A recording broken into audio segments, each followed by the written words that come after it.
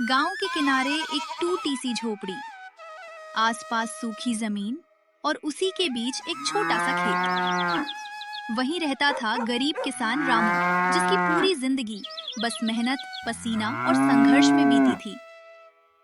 लेकिन उसकी सबसे बड़ी चिंता उसका खेत नहीं, बल्कि उसके दो बेटे मोहन और सोहन थे।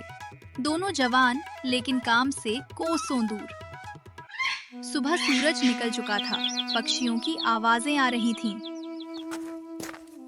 रामू हल लेकर खेत की तरफ जा रहा था और उधर मोहन और सोहन खाट पर लेटे थे। रामू गुस्से और दर्द से भरी आवाज में बोला, अरे ओ मोहन, ओ सोहन, कब तक यूं ही जिंदगी को बर्बाद करते रहोगे तुम लोग? ये सूरज रोज निकलता है मेहनत करने वालों के लिए, लेकिन तुम दोनों के लिए तो जैसे दिन और रात का कोई मतलब ही नहीं रह गया है। बापू, आप हर रोज यही बात क्यों दोहराते रहते हो? जिंदगी में थोड़ा सुकून भी होना चाहिए। हम कोई मशीन थोड़ी है जो बस काम ही करते रहे। सोहन हंसते हुए बोलता है, और फिर हमारे पास इतना भी क्या है जो खो देंगे? ना पैसा है ना दौलत, तो क्यों बेकार की मेहनत करे? रामू की आंखों में आंसू आ गए।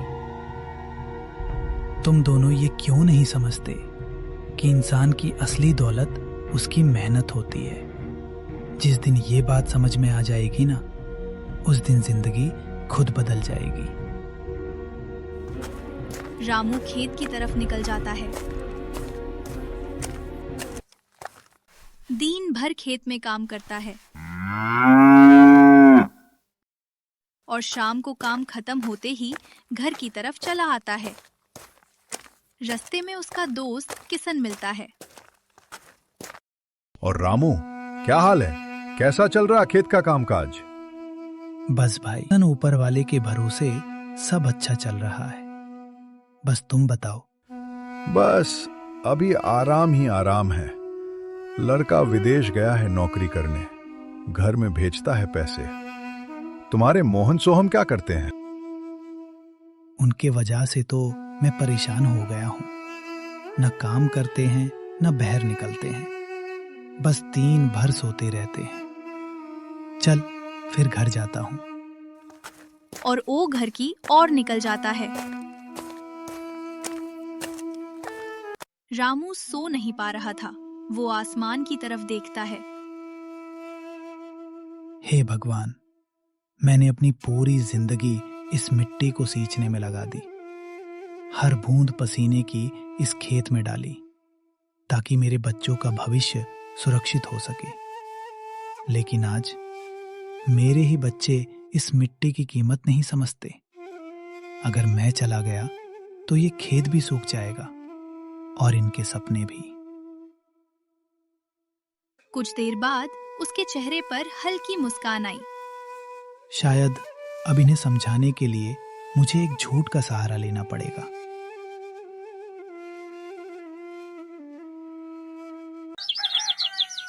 अगली सुबह रामू ने दोनों बेटों को अपने पास बुलाया।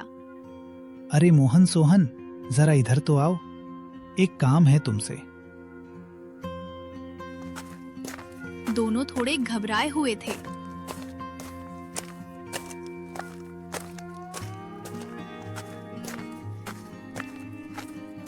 बापू, सब ठीक तो है ना? आप इतने गंभीर क्यों लग रहे हो? बेटा, जिंदगी का कोई भरोसा नहीं होता। आज हूं, कल ना रहूं। लेकिन मरने से पहले मैं तुम्हें एक राज बताना चाहता हूं। इस खेत में मैंने सालों पहले एक खजाना छुपाया था, सोने चांदी से भरा खजाना। दोनों बेटों की सांसें तेज हो गईं। क्या सच में बापू? इतना बड़ा राज आपने हमें पहले क्यों नहीं बताया? अभी तक तो हम अमीर हो जाते। क्योंकि खजाना हर किसी को नहीं मिलता। उसे पाने के लिए मेहनत करनी पड़ती है। पूरा खेत खोदना पड़ेगा, तब जाकर वो मिलेगा। तभी तुम अमीर बन पाओगे, आलीशान जीवन बिता पाओगे। अगले ही दिन दोनों बेटे फावड़ा लेकर खेत पहुंच गए और जमीन खोदना चालू कर दिया। देख भाई सोहन, आज हमारी जिंदगी बदलने वाली है। अब तक हम मजाक में जिंदगी जी रहे थे, लेकिन आज हम अपना नसीब खुद लिखेंगे। ये मिट्टी जो हमें हमेशा बेकार लगती थी, आज यही मिट्टी हमें अमीर बनाएगी। हाँ भाई, अब ना कोई हमें गरीब कहेगा, ना कोई हमारी मजाक उड़ाएगा। बस एक बार खजाना मिल जाए। दोनों पूरे दिन खोदते रहे। धूप तेज थी, पसीना बह रहा था।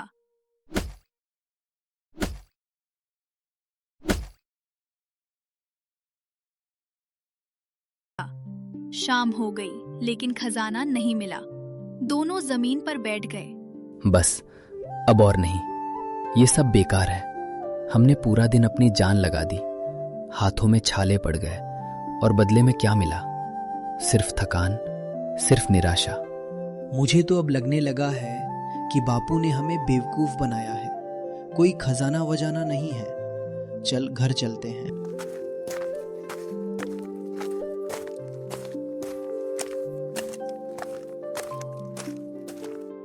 घर लौटने पर रामू ने शांत आवाज में कहा, तुम दोनों थक गए ना? दर्द हो रहा है ना हाथों में? यही दर्द, यही पसीना, यही मेहनत, यही असली खजाना है। तुम जिस खजाने को जमीन के नीचे ढूंढ रहे थे, वो तो तुम्हारे अंदर छुपा हुआ था। अब जब खेत खोद ही दिया है, तो उसमें बीज बो दो। देखना, कुछ ही दिनों में ये मिट्टी तुम्हें ऐसा खजाना देगी जो कभी खत्म नहीं होगा। दोनों चुप हो गए। अगले ही दिन खेत में जाके उन्होंने खेत में बीज बो दिया।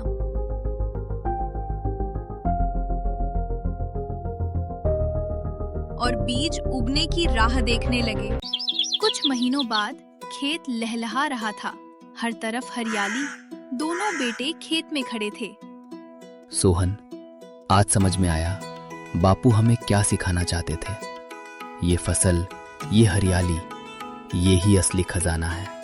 हाँ भाई, हम खजाना जमीन में ढूंढ रहे थे, लेकिन वो तो हमारी मेहनत में छुपा था। दोनों बेटे दौड़कर रामू के पास गए। बापू, हमें माफ कर दो। हमने आपकी मेहनत की कभी कदर नहीं की। हमने हमेशा आसान रास्ता चुना, लेकिन अब समझ में आ गया है कि बिना मेहनत के कुछ भी हासिल नहीं होता। अब हम बदल गए हैं बापू। अब ये खेत सिर्फ आपका नहीं, हमारा भी है, और हम इसे कभी बर्बाद नहीं होने देंगे। रामू की आंखों से आंसू बहने लगे। आज मुझे मेरा असली खजाना मिल गया। मेरे बेटे अब सही रास्ते पर आ गए।